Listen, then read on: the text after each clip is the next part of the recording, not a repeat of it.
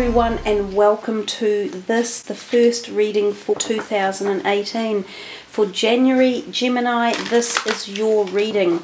Guys, I have moved these crystals into the background because I feel that they might be relevant for the reading that's going to take place.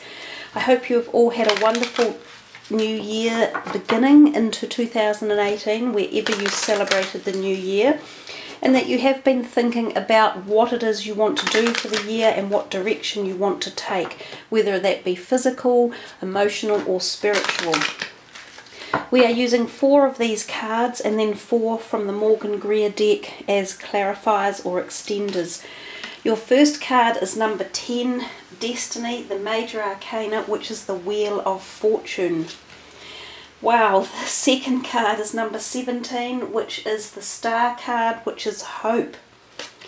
The third card is number 5 of Cups, which says Emotional Loss. And your fourth card is another Major Arcana, which is the Emperor and is the Authority card.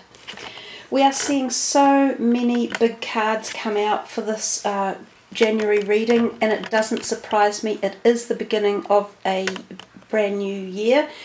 We also have an eclipse in January, at the end of January. This is also a year that adds up to 11. 11 is a master number, so we've only been getting the number 11 since the year of the 2000s came into being. So for us as humans, the 11 vibration in a year is very new. It often portends to acclamation of spiritual matters, so attending a more philosophical and spiritual feeling for the whole planet, including each and every one of us. So starting off very first with the first week, although these cards are a little bit variable, they don't have to be set in stone for each week. They have a time period where they will be active anyhow. The first card, number 10, Destiny, the Wheel of Fortune. Now the stone sitting right behind it is often called Fool's Gold, or the money stone, which of course, if you talk about fortune and money as being two things going together, so that was a nice synchronistic energy there. The Fool's Gold does give us protection as well as enhance properties of feelings of abundance. Now coming back to the card, I don't see the Wheel of Fortune come out very often because it is a very deep and meaningful card, so I think it reserves itself for occasional appearances. If you've got it and it's your first card, it's telling you something significant. It usually says to us you are on the cusp of changes that are being driven at a very high energy level and a very high outer galactic level. So it's not necessarily you making the changes here. This is karma in action. This is destiny. This is fate. So some things will be starting to happen for you this year, and especially even at the beginning of the year, that are going to take shape, and you'll think, wow, where did this come from? How did it happen? I didn't see this appearing. It usually bodes positively, so it's usually a favourable card. It can just be, as I say, a bit unexpected, some of the changes. It might be something like if you're a working person and you're working in a group with people and things have been going along all tickety-boo and everything's good. Someone at the top of the chain either takes ill and resigns or disappears, and suddenly there's a vacancy and your name, you find yourself up for offer for a job promotion when you would never have expected it. It's things like that. You might even have some good fortune come into your life monetary wise, but usually it is deeper than that. There's something behind it. If you had money come into your life, it might be because of an inheritance, for instance. It's things along those lines. Let's see what the clarifier is for your Destiny card. As I say, it'll mean something different for everyone, but it is powerful, and it means the wheels of action are moving. Oh, I think that's... I can't even get those in. the Queen of Rods. So this Queen of Rods could very well play a role in this destiny somehow. She could be someone new coming into your life. She could be a new partner of sorts. For some of you it might be a romantic or love partner, or others it might be a business related, because we've been talking about finances with this card. So it could have something to do with your money, either how you earn it or how you invest it or spend it or require it. She could play a role, and it could take you to further establishment of how this all happens. So she might be a key player in events that are coming up. She could be a fire sign person or have a fire rising sign as well. So interesting partnering up there, but it definitely feels as though there's a possibility this is a person. It might already be someone you know, like a current employer or a current friend or family member as well, who steps up and starts making these changes occur around you, and she's party to it all. If it's not her, then she exudes really strong, creative, passionate ideas and energy. So if you're a non-working person and you're an older person, remember these readings cover every age spectrum, from a young person up to an older person. So if you're someone who isn't in the workforce currently, this could be your hobbies or your passions or your interests, or how you spend your free time in either giving or philanthropic areas or anything along those lines. This is passion, this is fire, excitement, energy, ideas, stimulation, growth, movement. So we come to the second week and we see that card there, number 17, the Hope card, with the sun. Well, it's actually the stars in essence, because this is the star card, with all of those beautiful rays beaming off them. And interestingly enough, the crystal right behind it has got crystals going in all directions. Now again, this is kind of an abundance cluster of crystals about positive manifestation, and the star card offers you that in any reading. So the star card in particular helps to heal any cards that are within the reading that may have a slight negative vibration, and the only one that you have is this one here, and we'll talk about that in a minute. So the star is sending healing, light and love connection to any emotional, downtime that you might have in the month of January, or for emotional episodes that are going on around you, especially where relationships are concerned.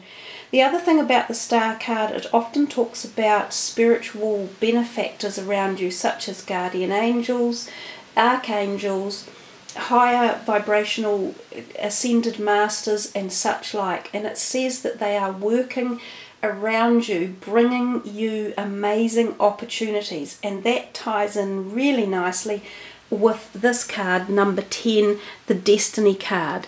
So these two are working in here beautifully together, as do the two crystals. So let's see what is underlying or extending the Hope card. Given that, as we say, the Star card is a very beloved card that turns up, and often, as I say, it talks to you about spirits in the background helping you out and supporting you. And we have there the 10 of Wands. The 10 of Wands also often says you're coming to the end of a cycle, which is, you've got two 10s now in a row, sort of diagonally connecting to each other. 10 is relevant for you, a number, a month, is something that is worth thinking about or pondering upon. The 10 of Wands often makes us feel as though we've been at something for a long time and we're finally turning the corner. That's exactly what the Destiny card is saying to you as well. It sort of says you may have been gathering a lot of information for things, projects possibly, and possibly work related. If they're not work related, they could be things such as hobbies, writing, publishing books, sending something in to be acknowledged or accredited to someone. It might even be university studies, or going for a doctorate or a PhD or something along those lines. And the hard work is coming to an end, and you're turning the corner where you will understand that all that work that you put in is paying huge dividends. But at the same time, you can feel a bit tired from it. So you may feel, oh God, yeah, I need a rest. I need to gather my strength again, and I need to just take some time out. So if that's the case, this Star card is giving you that opportunity of extra blessings, however you would like to receive them. Remember to ask, because if we don't ask, they never know what we want. But at the same time, when you ask for something, you must show your gratitude and thank anything, you know, the universe, the galaxy, God, source, creator. You must thank them for the benefits coming your way and for the manifestation in your life. So we come to the third card, which is possibly the third week, and we see the Five of Cups, which is emotional loss. Now he is holding his hand over his heart, and here is the spiral of life essence, if you like, spiraling out and back into the galaxy, right up where the stars are shining, almost as though it is intertwining with this card here. So there is some connection with those two as well. In fact, there's a lot of that lovely glowing yellow energy with hands, with hands over hearts. Here we have this glowing energy up here. We have here the hand over the heart, and we have this beautiful energy in the hands here. So for some of you, there is something about your hands in the month of January, whether you're doing something with them, which is why I said before writing. I feel some of you are becoming quite creative and you are writing or pursuing something along those lines. Some of you may be physically working with your hands, creating crafts or sewing or patterns or diagrams or something that's, you know, becoming draftspeople or engineers even. Your hands seem to play a really big role, because in fact nearly every single card in here is focusing on hands, because there's hands here as well. So hands on, hands, helping hands. So if you have any doubt, or you're feeling tired or exhausted, or you're feeling emotionally stressed or losing people around you or relationships, there are hands to help you. There's support around you. There's a network of support, and some of them are spiritual, as in this card says. So remember to talk to your spiritual guides and your archangels and your angelic helpers. It's quite a strong message coming in. Not that I think there's much going on here negatively, but for some of you it might feel a bit like there's something that's overwhelmed you a little bit, and you're wanting either support or you're wanting some time out. Well, there's hands around you to help every single way. Physically help, mentally, emotionally and spiritually. So yeah, this, coming back to this, it can mean that you feel like someone has walked away from your life and you are missing them, and you know, you're sad about it, but you also have to think about what there is in the future and who else is still around. So don't forget that either.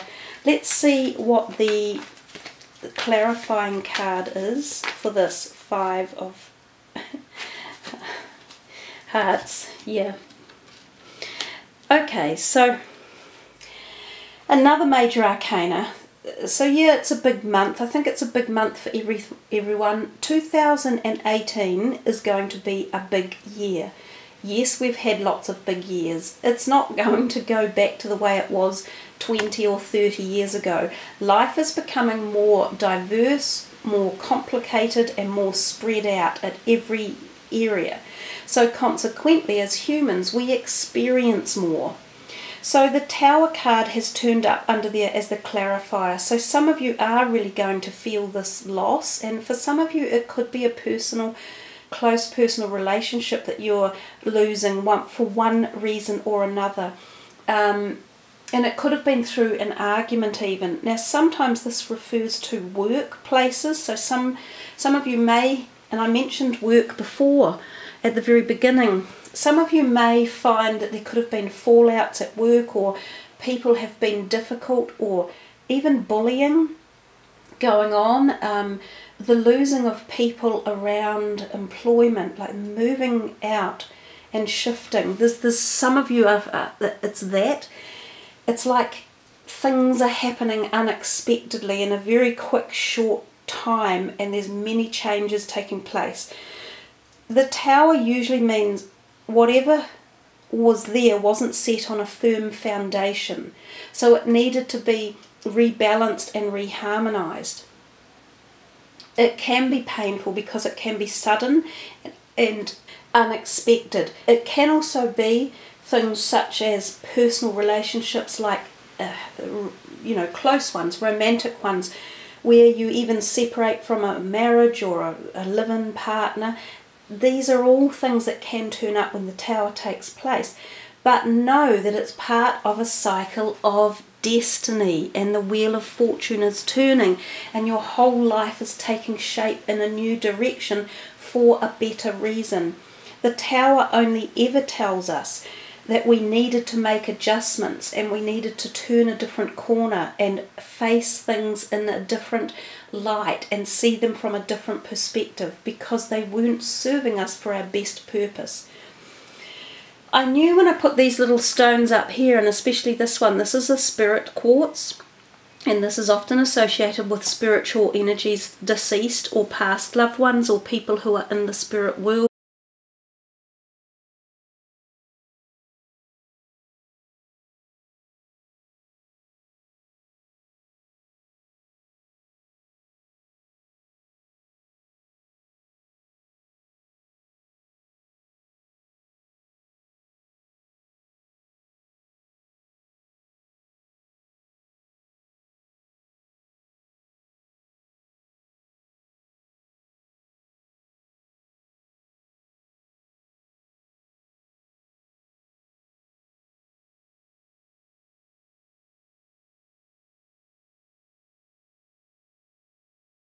And that is associated very closely with the star energy as well. So there's much gentle love and support coming in for you if you are in a position where you're feeling this kind of overburden of emotional issues or relationship challenges, or even career related relationship issues. The pyrite is also a very excellent protective energy stone. It protects your environment at work or at home. It protects your emotions. It's very uplifting, supportive and nurturing as well. So yeah, really busy beginning to your year with quite some firm, strong diagnostic messages coming through, but you've certainly got these spiritual helpers lending a hand for you. Let's see what the very last card is going to be under the Authority card. And so this is for Geminis, for the very last card for the reading, clarifying the Authority card. And we have this Four of Cups at the very bottom there. So the Four of Cups kind of linked in here to the Five of Cups. It can be the feeling of ambivalence around relationships, or not having perhaps paid enough attention to some of them. Feeling like, oh yeah, you know, well, whatever. If they don't like what I'm doing, too bad. I'm not that fussed. But I think there have been implications with relationships towards this end of the reading here about maybe paying a bit more attention, or paying keeping your eye on how emotions are going and how they're rolling. This card can often represent an offer coming to you, and given that we have two fours in a row here, the number 4 is going to be very relevant. Now the Authority card is the Hierophant. He often is about authority, clearly. He can represent an older person, a bit of an earth sign energy, kind of like a Taurian energy. He can also represent spirituality, in which we see a fair degree of that in that top row. So the two fours may be relevant for the month of April coming up. They may also be relevant in terms of weeks or days or people somehow, especially given that we've got these 4 cups down here. So keep your eye out for what relevance you think that might have for you specifically. There could be 4 people involved in this whole scenario triangle thing going on over here.